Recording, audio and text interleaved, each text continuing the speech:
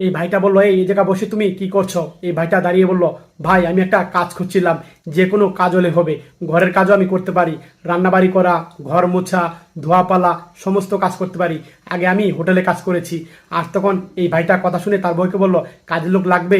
আর বউ বলল, হলে তো ভালোই হয়। আর তখন ভাইটা বলল যে আচ্ছা ঠিক আছে, তোমাকে স্যালারি কত টাকা দিতে হবে, তো আপনি যা দেন। আর তখন ভাইটা বললো, আচ্ছা 8,000 টাকা স্যালারি পাবা, আর খাওয়ান দাওয়ান থাকবে ফ্রি। আর বললো আচ্ছা ঠিক আছে। ভাইটা তাতে রাজি হয়ে গেল আর বললো আচ্ছা চলো। আর তখন এই ভাইটাকে নিয়ে সে বাসায় গেল। আর পরের দিন নাস্তা তৈরি করেছে। ভাই বলল, তোমার নাস্তা সত্যি অনেক সুন্দর লাগলো, অনেক মজা হয়েছে। আর তখন এই ভাইটা বললো, ভাই আগে আমি হোটেলে কাজ করেছিলাম, আমার অভিজ্ঞতা আছে। আর তখন এই ভাই কথা শুনে এই ভাইটা বললো, হ্যাঁ সত্যি তোমার অভিজ্ঞতা আছে। আর বললো, সত্যি তোমার হাতে জাদু আছে। বউটা বললো, অনেক মজা হয়েছে। আর তখন বললো, থাক অনেক মজা হয়েছে। আর তুমি বললো, আর কটা রুটি দিব আপনাদেরকে? আর তখন ছেলে বললো, না না আর লাগবে না, আর তুমি খাবার খেয়ে নাও, এখন যাও। আর তখন এই কথা বললো। আর তখন ভাইটা চলে গেল। আর তখন রাতে শুয়েছিল। এই ভাই দেখলো স্বামী স্ত্রী ঘুমিয়ে গেছে।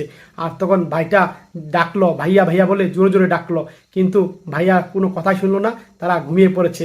আর তখন ভাইটা এই সুযোগে ভাইটা রুমে ঢুকলো।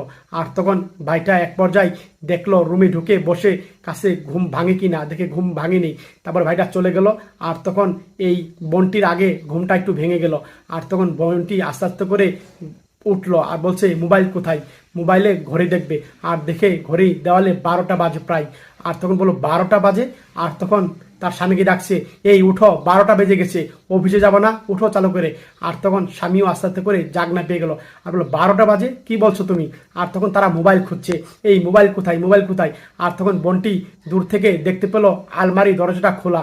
আর তখন স্বামী বললো, এই দেখো আলমারি দরজাটা খোলা। আর তখন বললো, আলমারির দরজা খোলা।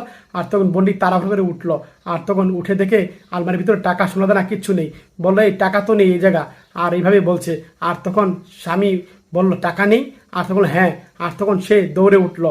আর তখন উঠে বলছে, সজল সজল করে ডাকছে এই ছেলেকে। আর তখন এই বোনটিও দৌড়ে আসলো। আর তখন বোনটি অবাক হয়ে গেল আর কল্পনা দেখলো, এই ছেলেটা তাদের জন্য শোয়ার আগে শরবত বানিয়ে দিয়েছিল, ঘুমের ওষুধ মিক্সার করে বলেছিল, ছাড় এটা খান, এটা খেলে ভালো ঘুম হবে আপনাদেরকে, এইভাবে কথা বলেছিল। আর তখন এই ছেলের কথা শুনে তার রাজি হয়ে তখন গ্লাসের শরবতগুলা তারা তৃপ্তি সহকারে শরবতগুলা খাচ্ছিল। আর তখন এই শরবত খাই তারা প্রচন্ড ঘুমিয়েছিল। আর তখন এই ফাঁকে এই ছেলেটা সবকিছু নিয়ে গেছে। আর তখন বলল, এখন কি করব আমি?